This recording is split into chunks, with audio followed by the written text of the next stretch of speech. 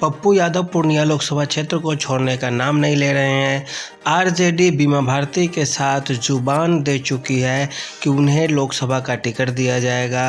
राजद और कांग्रेस में इस क्षेत्र को लेकर, इस लोकसभा सीट को लेकर बन नहीं रही है। पप्पू यादव नामांकन भरने को तैयार है। 4 अप्रैल को, 3 अप्रैल को बीमा भारती नामांकन भरने जा रही है। राजद और कांग्रेस का गठबंधन है।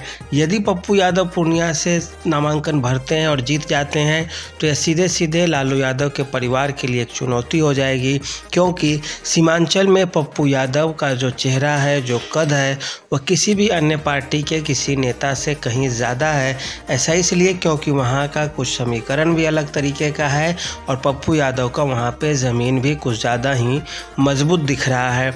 यदि पप्पू यादव 4 तारीख को नामांकन भरते हैं और बीमा भारती भी वहाँ से उम्मीदवार होती है तो सीधे सीधे पप्पू यादव और बीमा भारती दोनों का हारना निश्चित हो जाएगा और बाजी जो मार लेंगे वो जनता दल यूनाइटेड के प्रत्याशी संतोष कुमार कुशवाहा। संतोष कुशवाहा इससे पहले भी सांसद रह चुके हैं, इस कारण ज़मीन उनकी भी उतनी ही मजबूत होगी जितना कि कोई अन्य सोच रहा होगा या दावा कर रहा होगा। संतोष कुशवाहा के साथ एक फ़ायदा यह है कि उनके पास भाजपा का जो कैडर वोट है वह भी मिल जाएगा, प्लस उनका जो अपना निजी वोट बैंक है वो भी मिलेगा और जनता दल यूनाइटेड का जो वोट बैंक होगा वो भी उनके साथ मिल जाएगा। ये उनके लिए फ़ायदे की चीज़ होगी। पप्पू यादव और बीमा भारती के लिए फ़ायदे की चीज़ यह होगी कि उस जगह वहाँ से लगभग 40% मुस्लिम आबादी है, जिनकी संख्या 5 से 6 लाख है और यह एक उनके लिए प्लस पॉइंट हो सकता है। यदि पप्पू यादव को टिकट मिलेगा तो यह ज़रूर है कि वह बीमा भारती से ज़्यादा बड़ा फाइट देंगे संतोष कुशवाहा को।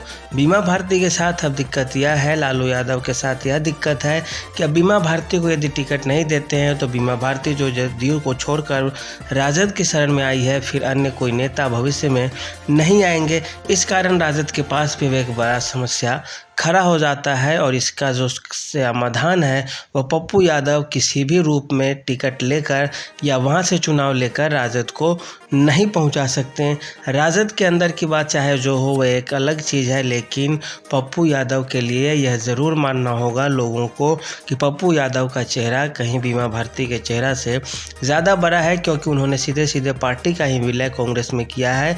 कांग्रेस चूँकि बिहार में कमज़ोर है, इस कारण पप्पू यादव ने लालू यादव पे हमला भी बोला और अंत में बोला कि आप समझते होंगे कि 2-4 लोगों से आपका परिवार है तो यह गलत है। पप्पू यादव भी लालू यादव के परिवार का ही अंग है और पप्पू यादव का एक अपना स्टेटमेंट आता है, उसके बाद से ही और बवाल मच जाता है और भूचाल आ जाता है। पप्पू यादव खुद को लालू यादव का सहयोगी बताते हैं और बोलते हैं कि जब जब लालू परिवार पर मुसीबत आया है पप्पू यादव उनके साथ खड़ा रहा है। लालू यादव के साथ समस्या यह है कि यदि पप्पू यादव का कद बढ़ जाता है, चाहे वह कांग्रेस में हो या राजद में हो, ऐसी स्थिति में राजद के लिए सीधे सीधे चुनौती हो जाएगी, क्योंकि तेजस्वी और तेज प्रताप से कहीं आगे पप्पू यादव ठहरते हैं। अब पप्पू यादव इस चीज़ को कैसे भुनाएंगे अपने आप में समस्या है, या पप्पू यादव का एक और हित हो सकता है कि पप्पू यादव इस सीट के लिए जोर मारते रहें और हो सके अंत में राजद कांग्रेस में गठबंधन हो, पप्पू यादव को राज्यसभा की कोई सीट देने के लिए तैयार कर ली जाए और पप्पू यादव पूर्णिया को उनको दे दे जो अभी राजद के टिकट पे आ रही हैं चुनाव लड़ने बीमा भारती। बीमा भारती भी मजबूत कैंडिडेट हैं, उनके पति एक बाहुबली के रूप में जाने जाते हैं, यह भी उनके लिए एक प्लस पॉइंट है। लेकिन समय के साथ कैसे क्या होगा यह देखिए। अंत में ये भी हो सकता है कि कांग्रेस आरजेडी कोटे से ही सही या कांग्रेस कोटे से राज्यसभा सीट के लिए पप्पू यादव को नामांकन के लिए तैयार कर दे या कुछ उम्मीद दे दे पप्पू यादव को कि मैं राज्यसभा भेज दूंगा आपको, तो इस आधार पे भी पप्पू यादव रुक सकते हैं और मान सकते हैं और इस तरह से पूर्णिया का घमासान कम हो सकता है। लेकिन पप्पू यादव की बात की जाए तो वे हर वीडियो में, हर जगह से जो न्यूज़ आती है उसमें वो सीधे बोलते हैं कि हम पूर्णिया नहीं छोड़ने वाले, पूर्णिया मेरे लिए सब कुछ है। तो इस समस्या का समाधान करना खोजना बहुत मुश्किल है, लेकिन स्थिति इसी तरह से बनी तो राजद के लिए एक नुकसान का सौदा हो जाएगा और कांग्रेस का राजद से भी संबंध पे इसके विपरीत प्रभाव पड़ सकते हैं। तो आज के लिए इतना ही, धन्यवाद।